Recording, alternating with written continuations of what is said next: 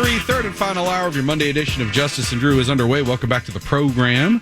651-989-5855 is the phone number. You're going to want to remember that because joining us in studio, gubernatorial candidate Dr. Scott Jensen. Good morning, sir. Thank you very much. It's really a pleasure to have you in studio. I know we've had the opportunity to talk to you on the phone several times, but no, it's exciting to actually have you here, in person to talk about, your campaign and the, your campaign, obviously, but also just, how life's been for you for the past year. I mean, we've been following it, but you've been on quite the roller coaster, man. That's an understatement. You've been on many a hit list. It seems like a lot of people coming after you, not just your political side, but also your medical side. You are a doctor. You are a medical doctor. You're a family physician. Yes, I'm a family doc, and I spent a year as in a Bush Fellowship studying plastic surgery and derm. So I do a lot of skin surgery and a lot of skin cancer. Right. So you've been obviously very outspoken during the entire pandemic, critical of some of the government's reactions to it. And as we've all seen, anytime you criticize the government response to the pandemic, you get accused of being a COVID denier or whatever, whatever the slur du jour is they like to throw at people who are critical of the government response to the pandemic.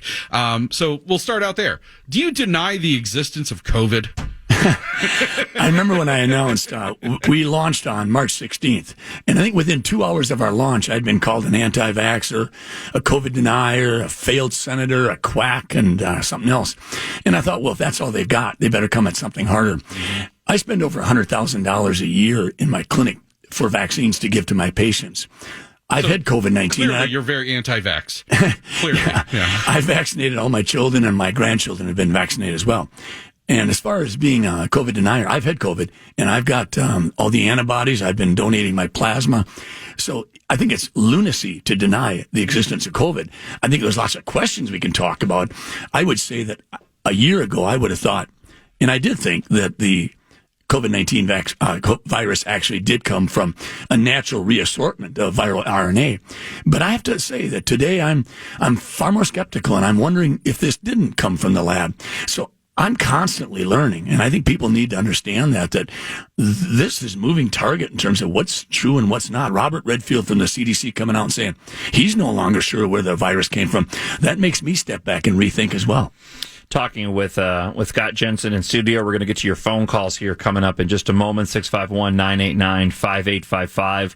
You go back to last year, we've talked about this quite a bit on the show, and it seemed as if the moment that we began a level of understanding about the coronavirus, right? Because it took several months, right? But it seemed as if the moment that we actually started getting an understanding of how it was reacting, really and truly who the most vulnerable were.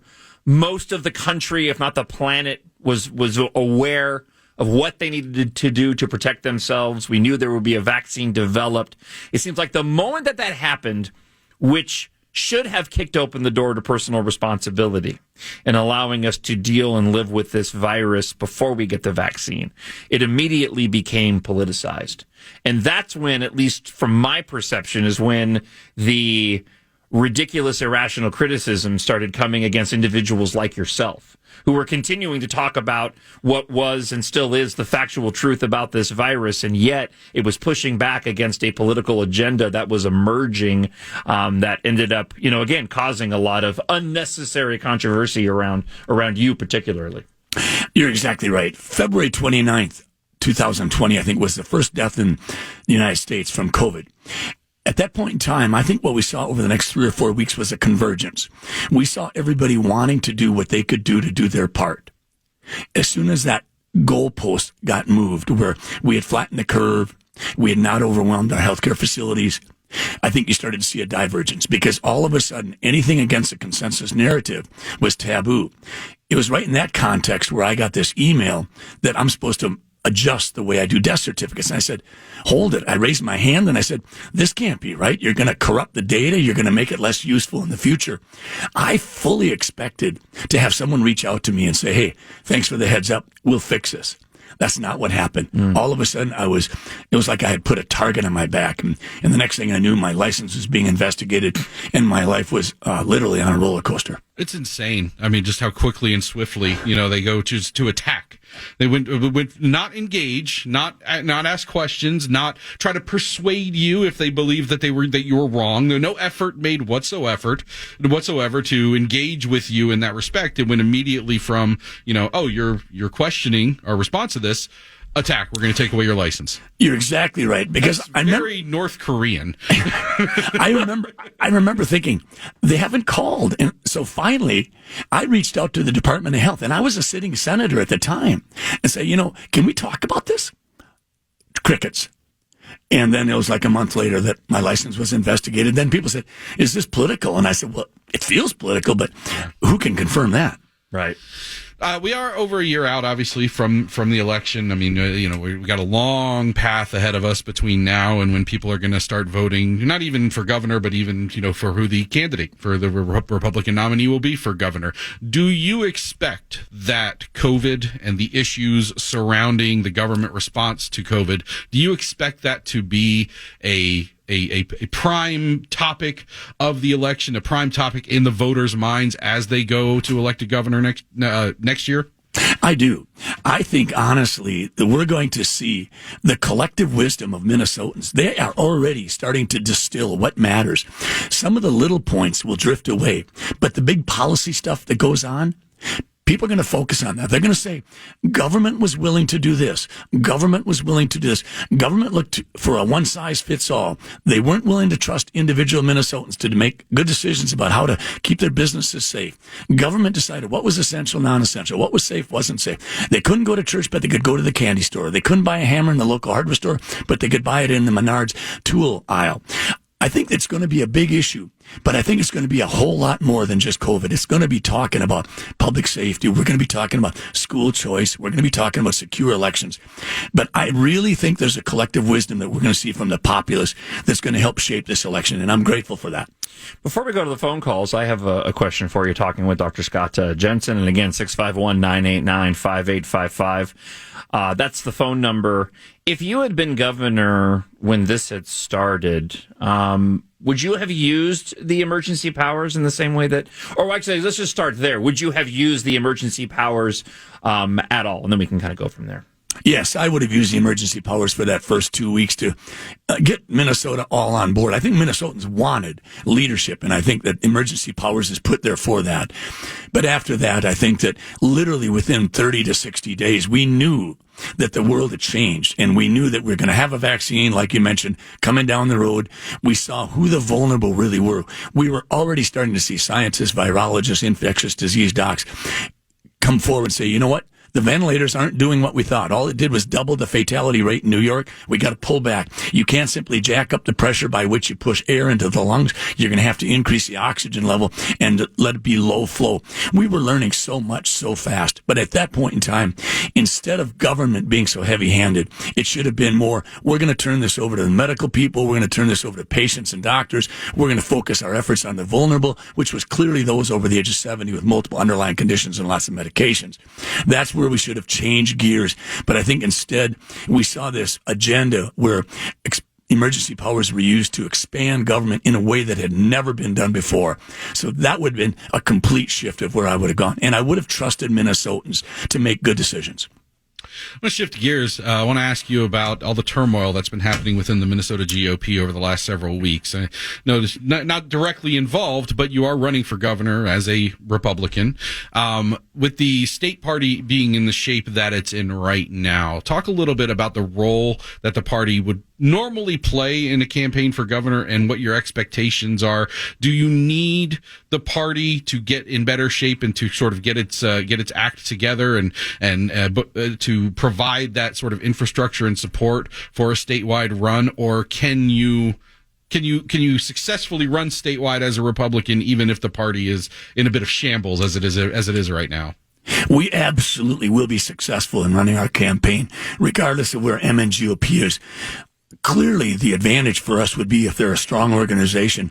And I think what that organization is there for is to espouse and articulate conservative values and help elevate those values, and then help candidates who subscribe to those values get elected. And I think they're going to do that. They're going to step forward, they're going to get their house in order pretty quickly. I'm optimistic that this is going to give us a launching pad by which to spread the word. These are the values that cause people to be conservative. We're going to go back to Reagan delegates, and we're going to talk about faith, family, freedom, founding fathers' wisdom, limited government, lower taxes, protecting life from beginning to end, celebrate exceptionalism, regard the individual. We're going to see all that come forward. And it might be more well articulated than it has in the past, because that will be clearly our focus, and we will move away from personalities. What are some of the biggest hurdles in your opinion that any Republican candidate running for statewide office needs to overcome in order to do that thing that a Republican has failed to do in this state for a very long time, and that is win a statewide election? We've got to throw a bigger tent out there. Reagan told us in the 1980s, and we've slowly slid away from that advice. We need to do a better job of engaging women across Minnesota. We need to do a better job of letting minorities know that they belong with us.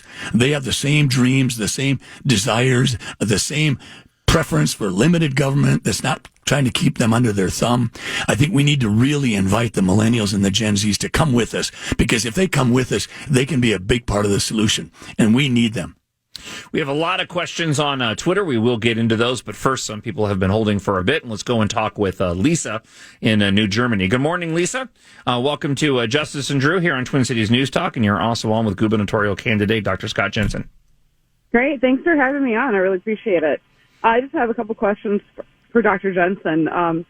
Namely, why did you sponsor gun control when you were in the Senate? I did not sponsor gun control when I was in the Senate. I'm a strong Second Amendment support writer. What I did do was I decided to do the one thing that I could to compel a conversation. This was after the Parkland shooting. And so I put my name on a bill that would examine how useful and helpful our background check system was, particularly in regards to linking the NICS program with the BCA and also involuntary commitments to mental hospitals. So I put my name on that bill, told the author of the bill, you got 1 month to make this a better bill. If you don't do it, I'm taking my name off. They clearly did not have any desire to make it a bipartisan bill, so I removed my name. And I worked with the NRA, and the next year I co-authored a Stand Your Ground bill. Looks like a lot of the calls are along those same lines. So before we go back to the phones, I want to because I think a lot of the calls are going to be on that Second Amendment issue, and some of the tweets have as well. Could you, for the record, articulate your Second Amendment stance when it comes to gun control as it stands right now on this program? My fervent goal is that we win the trifecta. We take back the House, we keep the Senate, we get the governor's office. And in our first session, we should do three things. We should get a Stand Your Ground bill passed, we should get constitutional carry passed, and we should put a law in place banning red flag legislation, because it violates so much of what our Constitution is about. Mm-hmm.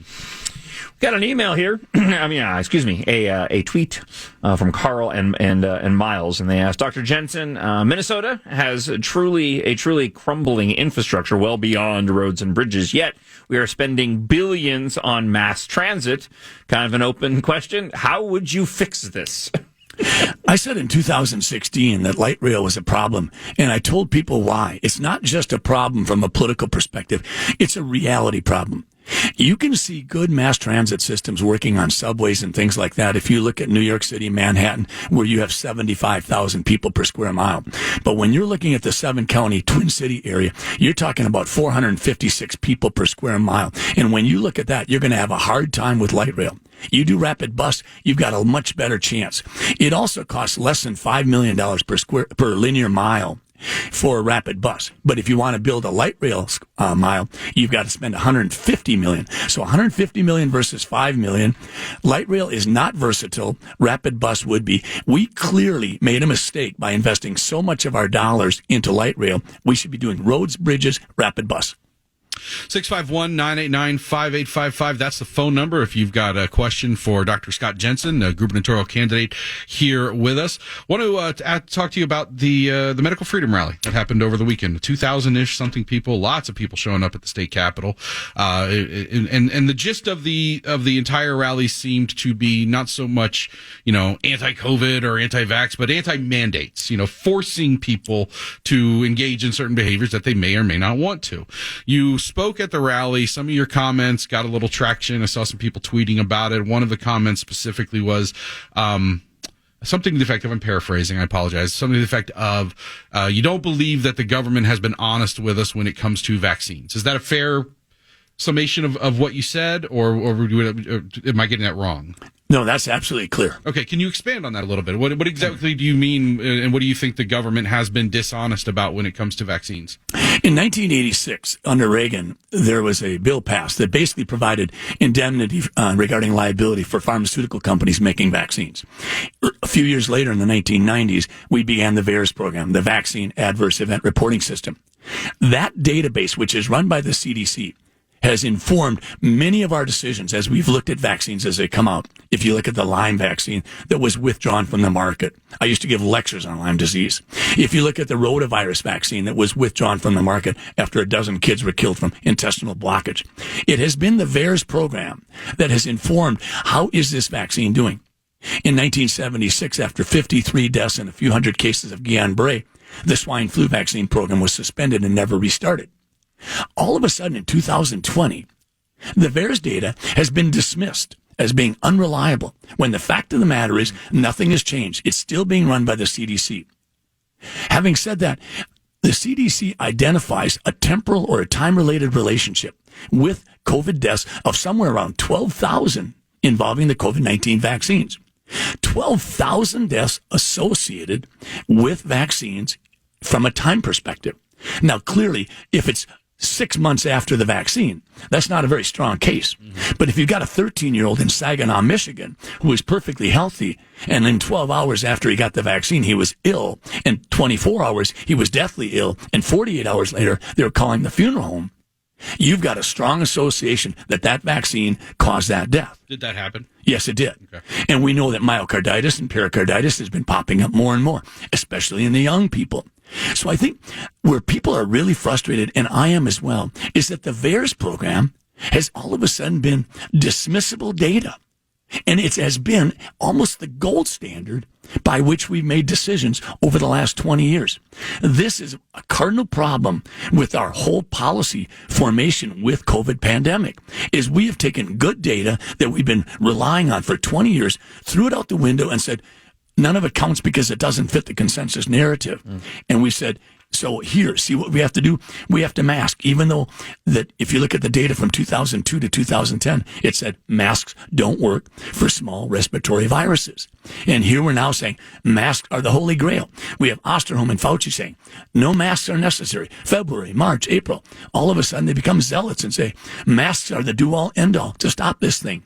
Same thing with vaccines. They came out and said, hey, vaccines are going to be the solution. Get your vaccine, even if you're uncomfortable with it. And then you won't have to wear masks. Then you can go out. Then you won't have restrictions. Whoops, by the way, even if you've been vaccinated, you can't do any of those things. And oh, by the way, get a booster. News coming out recently, whoop, the booster is premature. Biden shouldn't have said it. I mean, you start to fracture the trust. After a while, people have no idea what to believe. It is gubernatorial candidate week here on Justice and Drew, and we're joined in studio this morning with Dr. Scott Jensen. We're going to get to as many phone calls as we can coming up here on Twin Cities News Talk.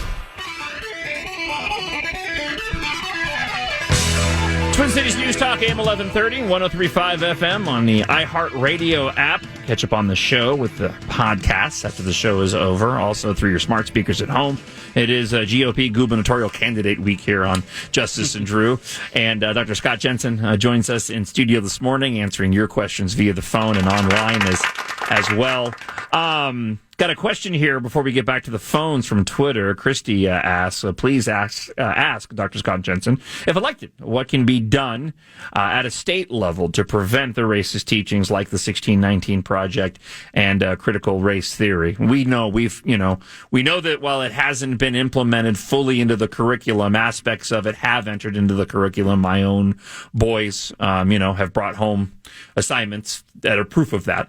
On top of teachers that we've heard from around the state who have had to go through this critical race theory training. So, your thoughts on this within our school system and what we could do about it? Good news, bad news. And the bad news is critical race theory has nothing to do with the foundational education. So let's be clear on that. We have compulsory education because we want the citizens of America to be able to read, write, do math, and things like that. The good news is that this critical race theory issue is going to elevate the need for school choice. We need to understand that our education system can be better, and we haven't moved quickly enough into the 21st century. So I am optimistic that if we can get school choice and fund kids rather than broken institutions and give parents more choice, then we will have a better educational system. But critical race theory has no place as a part of any established curriculum. And one of the things that we'll cover later this week on the show, we won't have time today. There's a fantastic piece out of Reason speaking to this about how families are fleeing government-run schools and how this fall might be the biggest moment of truth for public education since the 1970s. Go to the phones here. I would ask all of our callers to keep your questions short. We will try to keep or Dr. Jensen will try to keep the answers short as we are on a limited time here. So let's start with Mark in Rosemont. Go ahead, Mark. You're on with Justice and Drew and Dr. Scott Jensen. Hey, Dr. Jensen. You put your name on a bill that would have registered basically every single gun owner in the state who transfers a gun. Why didn't you just introduce a bill that did what you wanted instead of signing on to a bill written basically by anti-gunner Michael Bloomberg? Basically, what was happening at that point in time was the leadership in the Senate caucus was denying any conversation to take place, despite the fact that we were having thousands of parents coming down. There were many legislators that were concerned that we were sort of dismissing the concerns of thousands of parents across Minnesota. The only thing I really had available to me as a first-term senator in terms of making a compelling case for a conversation was to do something fairly dramatic.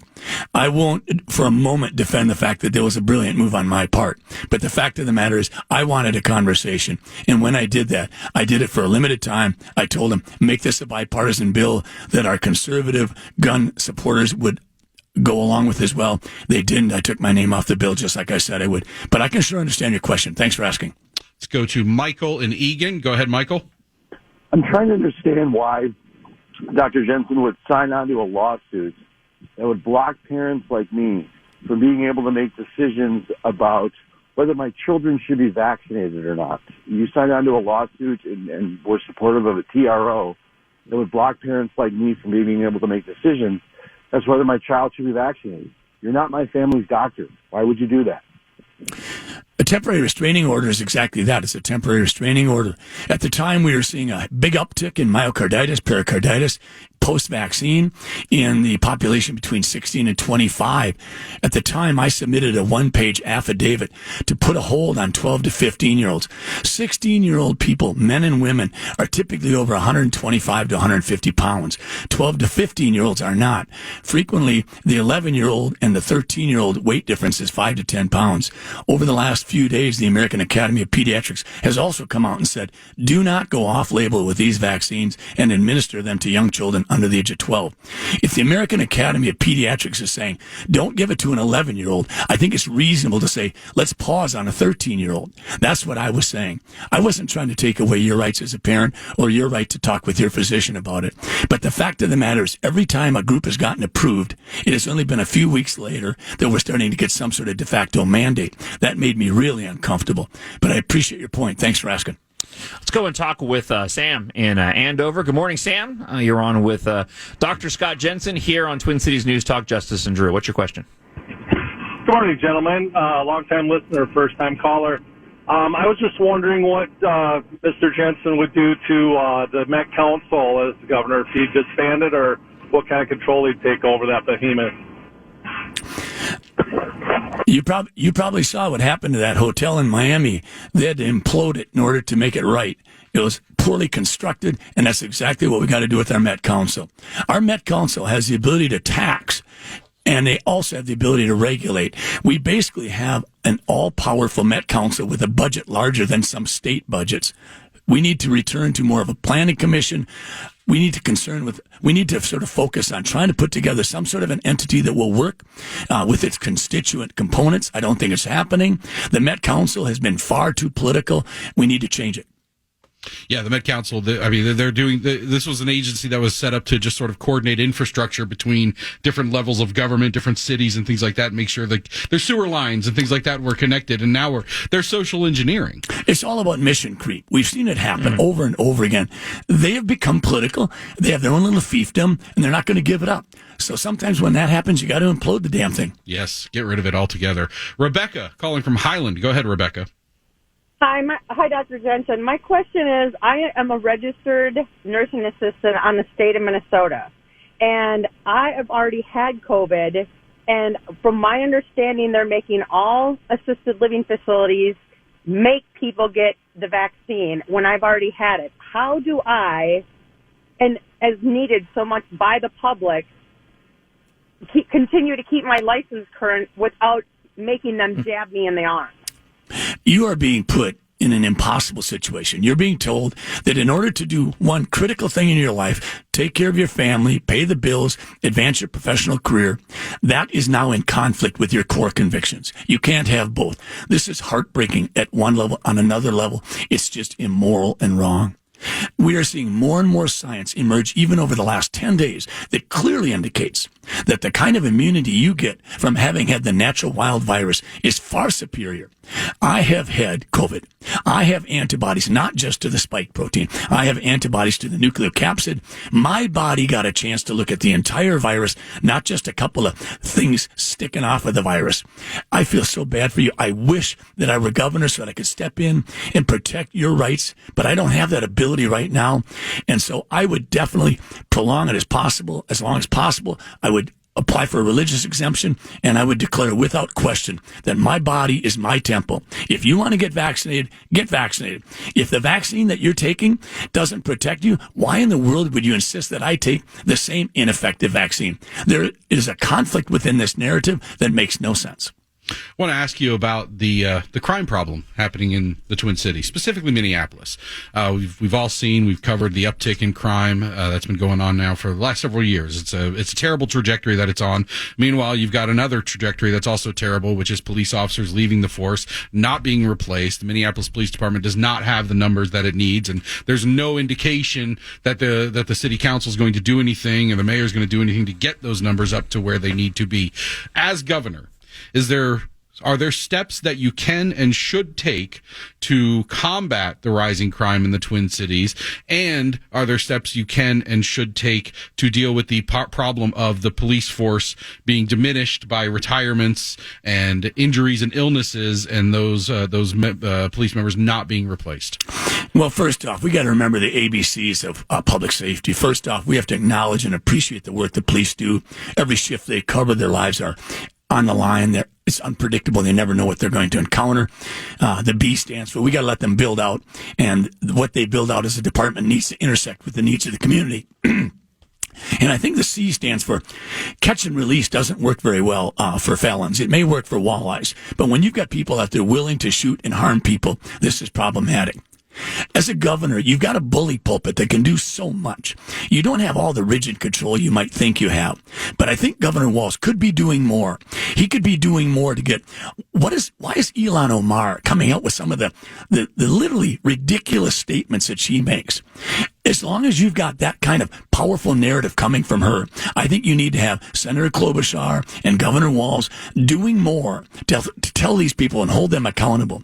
As governor, I would absolutely lead the charge that we protect our police. We respect the work they do. We recognize that reform is ongoing within police departments, just like it's ongoing within hospitals, medical clinics, education, and so many other industries. I think we have time for one more question before we let Dr. Scott Jensen go, and we'll go and talk with Rick in Annandale. Good morning, Rick. You're on Justice and Drew, and you're also on with Dr. Scott Jensen. Morning, Dr. Jensen. I lived in Minneapolis up until about a month ago, and about 10 blocks from the riots. What your reaction would have been, the unrest and the burning of Lake Street? Three things right off the bat come up to mind. First off, the National Guard should have been called in sooner, and they should not have been called 19-year-old crooks. And I don't think there should have been an effort to blame Mayor Fry because he didn't, if you will, request in the correct manner. Second is, I think that the autonomous zones are ridiculous. I think that as long as you allow that to happen, it isn't even about the square footage of the property. It's about what you're doing to the spirit and of lawlessness. And I think Governor Walz has been slow on that. And I would think the third thing is the willing allowance of the 3rd Precinct building to go down when Governor Walz knew in advance that was likely. When police officers that worked out of that building were told that they might want to take some of their mementos home that day because they may not be there the next day. This is wrong on so many levels. You didn't give up a building. You gave up a spirit. You gave up a spirit of democracy, of lawfulness, of safety. And when you do that, you allowed cities to burn across the nation. That's all on us. That is the voice of Dr. Scott Jensen, GOP gubernatorial candidate. Thank you so much for coming in and giving us some of your time this morning. I really appreciate it. We will do this every day this week, Monday, Tuesday, Wednesday. In this 7:55 segment, we will be talking with the candidates. Tomorrow will be Mayor Mike Murphy. Then we will have Mike Marty in on Wednesday. Where can people find out more about your campaign? I think that the best thing they can do is go to Dr. Scott Jensen, DrScottJensen.com. We have tried to be as systematic and comprehensive as we could be to put our positions out there. And I really appreciate the fact that clearly Minnesotans are engaged and electrified with what's going on in their lives today. They know that they've got to get out of the spectator seats and get onto the field of battle. Good job. We will certainly be in touch as this campaign rolls on. Wish you the best of luck. Thank you so much for coming in this morning. Thank you.